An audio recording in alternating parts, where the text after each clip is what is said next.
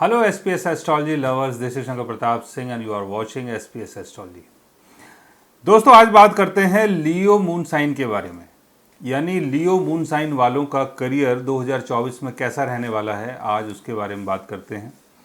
और इससे पहले ऑलरेडी हम लोग 4 वीडियो पे बात कर चुके हैं, एरीज के ऊपर, टॉरस के ऊपर, जेमिनी के ऊपर और कैंसर के ऊपर।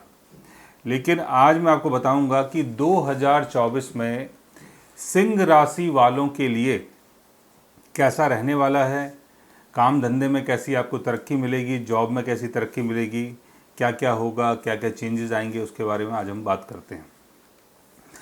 देखिए, अगर हम लियो मून साइन की बात करते हैं तो लियो मून साइन वालों के लिए 2024 का जो फोरकास्ट है वो ऐसा है कि इसमें केतु की प्लेसमेंट आपके सेकंड हाउस में वर्गो साइन में है। केतु अगर सेकंड हाउस में होगा तो राहु आपके 8th हाउस में होगा, पाइसिस साइन में होगा। शनि की प्लेसमेंट अपने ऑन साइन एक्यूरेस साइन में है, 7th हाउस में शनि की प्लेसमेंट रहेगी। जुपिटर 1 मई 2024 तक आपकी कुंडली के 9th हाउस में रहने वाला है। 1 मई 2024 के बाद जुपिटर आपके 10th हाउस में ट्रांजिट होगा। तो 9th हाउस में जुपिटर रहेगा, उसके बाद 1 मई के बाद जुपिटर आपके 10th हाउस में आ जाएगा। तो उसका क्या इम्पैक्ट पड़ेगा, साथ में 9th हाउस में जब तक जुपिटर प्लेस्ड है उसके ऊपर शनि की दृष्टि है, और जब जुपिटर 10th हाउस में आ जाएगा तो उसके ऊपर केतु की दृष्टि आ जाएगी, क्योंकि केतु सेकंड हाउस में है। शनि की दृष्टि ऑलरेडी 9th हाउस में है, 1st हाउस में है, 4th हाउस में है। जुपिटर का एस्पेक्ट 1 नवंबर से पहले आपके 1st हाउस में रहेगा और 5th हाउस में रहेगा। राहु का एस्पेक्ट आपके 12th हाउस में और 4th हाउस में रहेगा। केतु का एस्पेक्ट आपके 6th हाउस में और 10th हाउस में रहने वाला है। तो इतनी सारी चीज़ें होने के बावजूद भी आपके करियर में आपको सफलता मिलेगी कि नहीं मिलेगी, उसके बारे में बात करते हैं। देखिए, 1 मई 2024 से पहले जैसे मैंने आपको बताया कि जुपिटर आपके 9th हाउस में रहेगा। अब 9th हाउस में अगर जुपिटर होगा तो जुपिटर आपके 5th हाउस और 8th हाउस का लॉर्ड है, 9th हाउस में इसकी प्लेसमेंट है। तो प्लेसमेंट तो जुपिटर की यहाँ पर बहुत अच्छी है, लेकिन इस जुपिटर के ऊपर शनि का एस्पेक्ट पड़ रहा है। शनि का एस्पेक्ट का मतलब ये हुआ कि कोई भी काम अगर आप कर रहे हैं तो उसको बहुत ही संजीदगी और बहुत ही समझदारी से करें, कंसिस्टेंसी के साथ करें, पूरी मेहनत के साथ करें, तभी आपको उसका बेनिफिट प्रॉपर तरीके से देखने को मिलेगा। उसके बाद 1 मई के बाद जुपिटर आपके 10th हाउस में आ जाएगा। अब 10th हाउस जो है वो आपके करियर का हाउस है, काम धंधे का हाउस है, पब्लिक विजिबिलिटी का हाउस है। 10th हाउस में अगर जुपिटर होगा तो जुपिटर का एस्पेक्ट वहां से आपके second house value and wealth के घर में होगा, जहां पर ऑलरेडी केतु की प्लेसमेंट है। और 6th हाउस यानी डेली का काम और जॉब। और जुपिटर लियो राशि वालों के लिए बहुत ही बेनिफिक प्लैनेट माना जाता है, क्योंकि लियो राशि वालों के लिए जुपिटर पंचमेश होता है।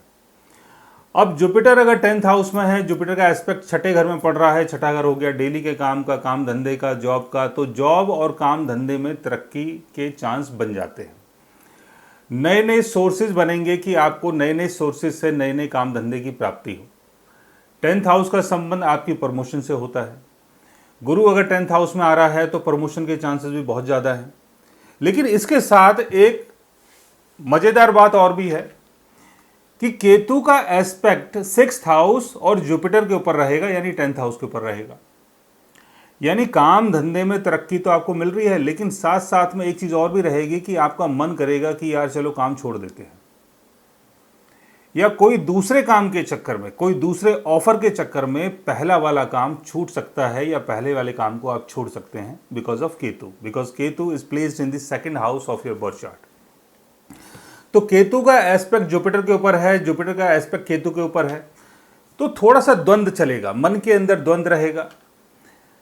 और जो भी आप सोचेंगे, जो भी आप करेंगे, उसमें कहीं ना कहीं आप थोड़े बहुत कंफ्यूज भी रहेंगे। तरक्की मिल रही है, अच्छी बात है, काम धंधा बढ़ रहा है, अच्छी बात है, लेकिन फिर भी आप कंफ्यूज रहेंगे। कंफ्यूजन का कारण होगा आपका केतु। तो इससे थोड़ा सा आपको बच के चलना है। हो सकता है कि आपके मन में थोड़ा बहुत बदलाव आए, कि जो काम चल रहा है उसको बंद कर देते हैं, दूसरा काम स्टार्ट कर लेते हैं, या जो जॉब चल रही है उसको छोड़ देते हैं, कहीं दूसरी जगह ट्राई कर लेते हैं। तो ये सारी चीज़ें 2024 में देखने को मिलेंगी। अब इसमें शनि का रोल भी बहुत बड़ा है। शनि आपके 7th हाउस में प्लेस है। 7th हाउस जो है वो कमिटमेंट का हाउस है। इसका मतलब ये हुआ कि जो भी कमिटमेंट आपकी हो उस कमिटमेंट को पूरा करो। अगर आप पहले से कहीं काम कर रहे हैं, किसी के साथ कमिटेड हैं, तो उस काम को पहले कंप्लीट करें, उसके बाद कोई दूसरा काम करें। शनि की दृष्टि 9वें घर में है, शनि की दृष्टि आपके 1st हाउस में है, शनि की दृष्टि आपके 4th हाउस में है।